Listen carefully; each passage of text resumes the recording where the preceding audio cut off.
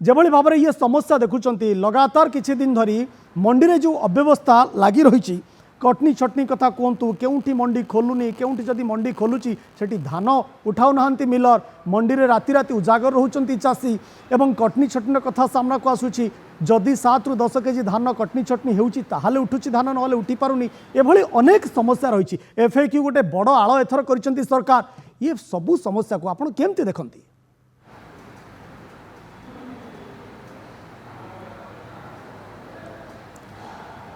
नहीं बर्तमान बीजेपी दल जो क्षमतार अच्छी से माने विरोधी दल थिला बेले जहाँ सब दाबी करुले आज तार ठीक उल्टा देखा मिली।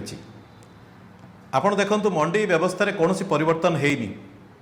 आपण कहुला 48 घंटा भितर पेमेंट दिज्व से होनी संपूर्ण रूपे मिलर मान निर्भर करुच्ची।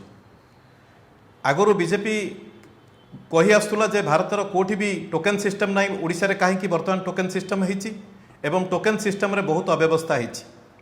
सबुठु बड़ कथा है जे आमर 182 लक्ष मेट्रिक टन धान उत्पादन होतुला बेले मात्र 80 लक्ष मेट्रिक टन सरकार नवापाई घोषणा करिसंती। तार अर्थ है अधारू अधिक चाषी से माने अभावी बिक्रीर शिकार होउछंती। एवं ए वर्तमान जो अदिनिया वर्षा है सेतेबेले मुख्यमंत्री विभिन्न जिला बुलिले एवं सेठी घोषणा कले जे चाषींकर धान संग्रह बेले कोहल मनोवृत्ति नियाजिबो किंतु कोठी भी देखिबे जोठी जोठी अदिनिया वर्षा लोक चाषी मानकर धान क्षति होईची सेठी कौनसी प्रकार कोहल मनोवृत्ति नियाजाउनी एवं कटनी छटनी पूरापूरी चलीची। वर्तमान एनालाइजर मेसीन ना चाषी को डरई दिगला चाषी बाध्य हेले वर्तमान एवं चाषी वर्तमान जोठी राजी होना सेठी सेमानकर धान किणा जाउनी एवं जोठी चाषी 2 किलो रु 6 किलो पर्यंत गंजाम जिल्लार मु जानी गुड़ाए जगार चाषी 6 किलो 5 किलो 6 किलो भी कटनीर शिकार होती।